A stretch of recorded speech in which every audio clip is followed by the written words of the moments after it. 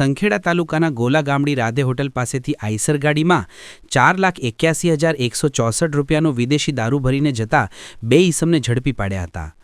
છોટાઉદેપુર જિલ્લો સરહદી જિલ્લો છે, જેને લઈને પરપ્રાંતમાંથી વિદેશી દારૂ ઘુસાડવાના પ્રયત્નો કરવામાં આવે છે, જેને જિલ્લા પોલીસ નાકામ બનાવી રહી છે। ત્યારે વધુ 2 ખેપને છોટાઉદેપુર એલસીબી પોલીસે નાકામ બનાવી છે। એલસીબી પોલીસ પેટ્રોલિંગમાં હતી ત્યારે બાતમી મળી હતી કે ગોલા ગામડી રાધે હોટલ પાસે એક આઈસર ગાડીમાં વિદેશી દારૂ ભરીને લઈ જવામાં આવી રહ્યો છે, જેને લઈને એલસીબી પોલીસે રાધે હોટલ પાસે નાકાબંધી ગોઠવી હતી।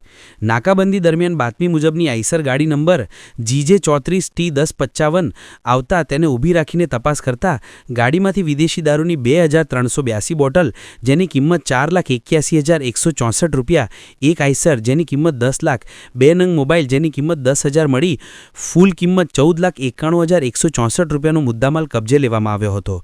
છોટાઉદેપુર એલસીબી પોલીસે ગાડીના ચાલક સેવનભાઈ રામજીભાઈ ભીલ, ઉંમર વર્ષ 30, કડીપાણી, તાલુકો કવાડ, જિલ્લો છોટાઉદેપુર, આશિક ઉર્ફે આકાશ રજાભાઈ રાઠવા, ઉંમર વર્ષ 18, રાયસિંગપુરા, તાલુકો કવાડ, જિલ્લો છોટાઉદેપુરને ઝડપી પાડ્યો હતો।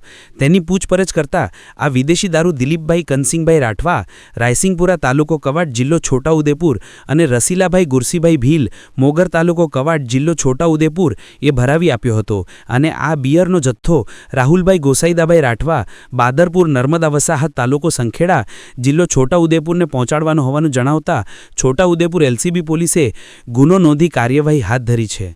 Sankheda bureau chief Surendrasinh Chavda, Sankheda.